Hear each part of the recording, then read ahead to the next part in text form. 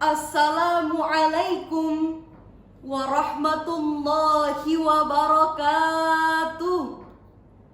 Innal hamdalillah nahmaduhu wa nasta'inuhu wa nastaghfiruh wa na'udzu billahi min syururi anfusina wa min sayyiati a'malina.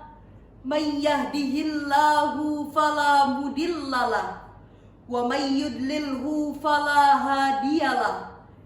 Asyhadu an la ilaha illallah wa asyhadu anna Muhammadan abduhu wa rasuluh la nabiyya ba'dah. Dewan Hakim yang mulia, hadirin yang berbahagia. Masyarakat modern di era digital 4.0 hidup dengan segala kemudahan.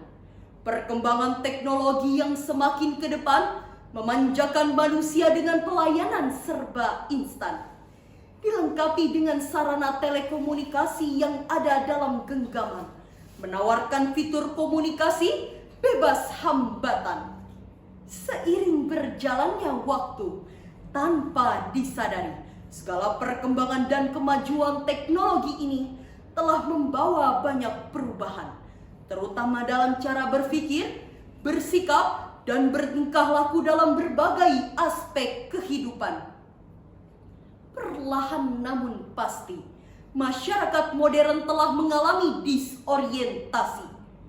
Banyak di antara kita yang kehilangan arah, menjadikan dunia sebagai tujuan. Kekayaan dan jabatan menjadi hal mutlak yang paling diimpikan.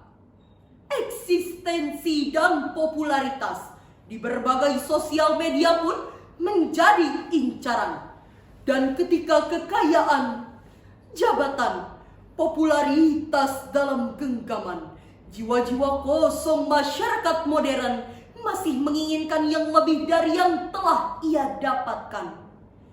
Tanpa disadari, segala pengaruh hedonisme, materialisme, serta pragmatisme tumbuh subur dalam diri masyarakat modern.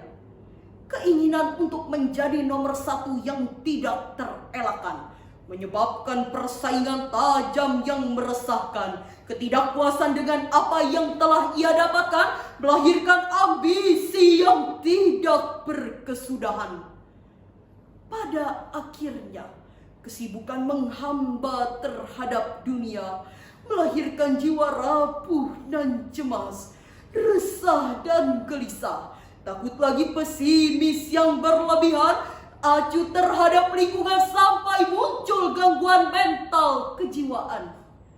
Dan jika sudah sampai pada titik ini, berbagai skandal pun bermunculan, dari mulai pertikaian, korupsi di berbagai lini kehidupan, sampai pada tindakan asusila dan kriminal berupa perzinahan, kekerasan, perampokan, pembunuhan, bahkan yang paling mengkhawatirkan, keinginan untuk menghabisi nyawa diri sendiri yang tidak terhindarkan. Na'udzubillah, thumma na'udzubillahi min zalik. Hadirin rahimakumullah, masyarakat modern telah mengalami krisis spiritual akut yang harus segera diambil tindakan. Spirit ketuhanan yang kian terkikis zaman dapat membawa pada kehancuran, bukan hanya pada diri seseorang, namun dapat berimbas pada tatanan kehidupan. Padahal spirit ketuhanan merupakan implementasi dari pengamalan Pancasila yang dapat memacu Indonesia menjadi bangsa yang kuat lagi tangguh. Lalu hadirin, bagaimanakah agar memperkuat spiritualitas dalam diri masyarakat modern? Sebagai jawabannya, izinkanlah kami membawakan syarahan Al-Quran yang berjudul Memperkuat Spiritualitas Menuju Indonesia Tangguh, dengan landasan Quran Surah Ar-Rum ayat 30. A'udzu billahi minasy syaithanir rajim.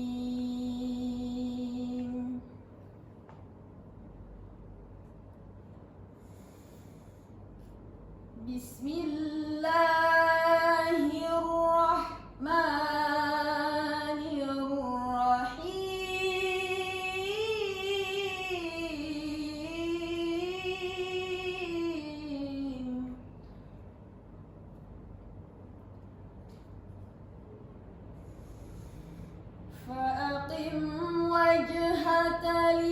الدين حنيفا فطرة الله التي فطر الناس عليها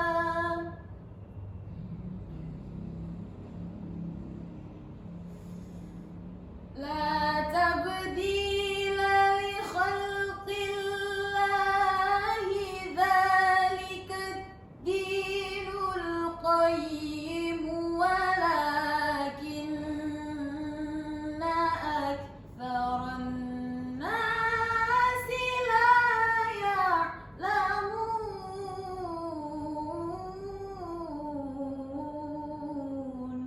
Aku berlindung kepada Allah dari usikan setan yang terkutuk dengan menyebut nama Allah yang Maha Pengasih lagi Maha Penyayang. Maka hadapkanlah wajahmu dengan lurus. Tetapkanlah atas fitrah Allah yang telah menciptakan manusia menurut fitrah itu. Tidak ada perubahan atas fitrah Allah. Itulah agama yang lurus. Tetapi kebanyakan manusia tidak mengetahui. Hadirin rahimakumullah, Dewan Hakim yang arif dan bijaksana, Syekh Fakhruddin Ar-Razi dalam tafsirnya Mafatihul Ghaib awit Tafsiril Kabir juz 25 halaman 98 menafsirkan, fa'aqim wajhaka lid-din ay idza tabayyana al-amr wa zaharatil wahdaniyah wa lam yahtadil musyrik fala taltafit anta ilaihim wa aqim wajhaka lid-din. Artinya, apabila telah nampak sebuah keesaan sedangkan orang musyrik tidak mendapatkannya, maka janganlah engkau berpaling kepada mereka dan hadapkanlah wajahmu dengan lurus. Hanifan ay ma'ilan an kulli ma adahu. Artinya, menjauhi dari setiap hal yang lainnya. Fitratullah ay ilzam fitratullahi wahya tauhid. Tetaplah dalam fitrah Allah, yaitu tauhid. Makna Quran surah Ar-Rum ayat 30 telah dijelaskan oleh para mufassir bahwa pada hakikatnya setiap manusia yang lahir ke dunia ini dengan membawa fitrah berupa keyakinan terhadap Allah Subhanahu wa ta'ala. Namun seiring berjalannya waktu, fitrah yang Allah tetapkan tersebut akan tetap atau berubah tergantung pribadi masing-masing. Dunia dengan segala tipu dayanya jangan sampai membuat kita berpaling. Dunia dengan segala kemewahan yang ditawarkannya jangan sampai membuat iman kita kering. Begitupun dengan ilmu pengetahuan dan teknologi, jangan sampai membuat kita terlena, sombong, congkak, hingga merasa tidak tertanding. Hadirin rahimakumullah, hari ini banyak manusia yang ingin bertambah kaya dengan secara instan. Maka berbagai kasus pencurian, pemalsuan, dan perampokan pun muncul ke permukaan. Kaum akademis yang berubah menjadi lintah darat, meminjamkan pinjaman online dengan riba berlipat hingga membuat debitur terjerat, berakhir depresi dan bunuh diri dengan nekat. Di samping itu, runtutan kasus perselingkuhan, pemerkosaan, dan pembunuhan pun masuk ke dalam daftar panjang skandal yang ditimbulkan karena krisis spiritualitas. Hadirin rahimakumullah, hari ini muda-mudi penerus generasi bangsa tidak dalam kondisi baik-baik saja. Minimnya bekal agama yang memudahkan mereka masuk ke dalam kubang dosa. Berawal dari terlalu asik dengan sosial media, masuk ke dalam game online yang mudah menguasai jiwa, beralih menonton video yang merusak logika, lalu terjerumus dalam peran di berbagai video asusila. Na'udzubillah, tsumma na'udzubillahi min dzalik. Lalu hadirin, bagaimanakah nasib bangsa ini jika dihuni oleh pemuda-pemudi yang sakit spiritualitasnya? Padahal Allah telah menurunkan rahmat dari langit ke bumi di negeri-negeri yang memiliki spiritualitas yang tinggi. Hal ini termaktub dalam firman Allah, Quran Surah Al-A'raf ayat 96. Walau anna ahlal qura amanu wattaqu lafatahna alaihim barakat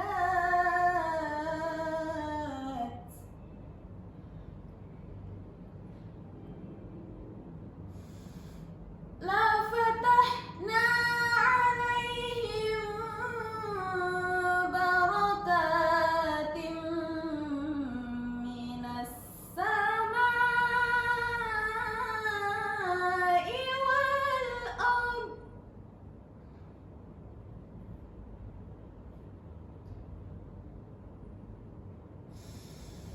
minas samai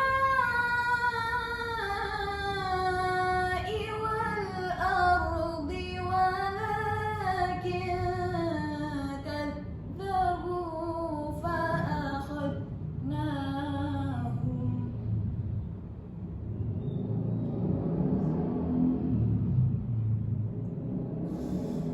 walakin kadzabu fa akhadnahum bima kanu yaksibun.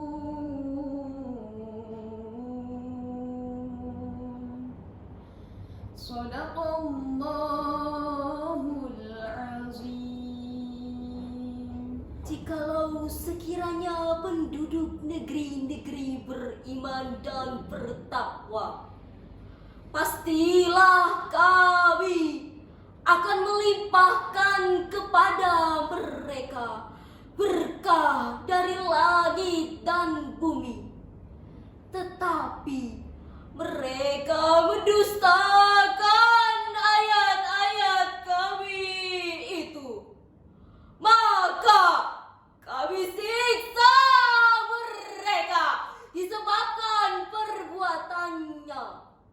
Maha benar Allah yang maha agung atas segala firman-Nya. Hadirin rahimakumullah, sebagai solusi sekaligus kesimpulan dari syarahan kami, menurut Al-Qardawi ada 3 cara yang harus kita lakukan.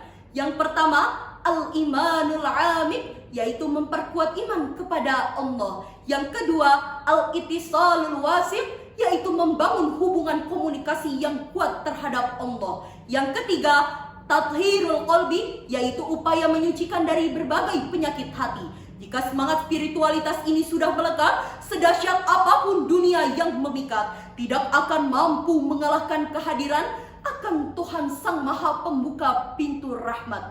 Pribadi-pribadi yang taat akan senantiasa menebar manfaat di tengah masyarakat hingga mampu membangun bangsa yang bermartabat, bangsa yang tangguh lagi kuat. Amin amin ya rabbal alamin. Sebelum kami akhiri syarahan ini, izinkanlah kami membawakan sebuah syair. Allahu Rabbi, Allahu Hasbi. Hati ini penuh dengan dengki, bertingkah laku sombong, Iman semakin kosong, berbicara selalu berbohong, selalu berbohong. Penyakit hati menjadi duri, hidup ini terasa sendiri. kemewahan dunia yang hanya sementara, Membuatku sesat dan terhina, sesat dan terhina.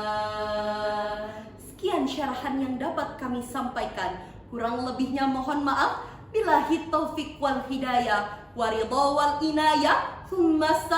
Wassalamu alaikum warahmatullahi wabarakatuh.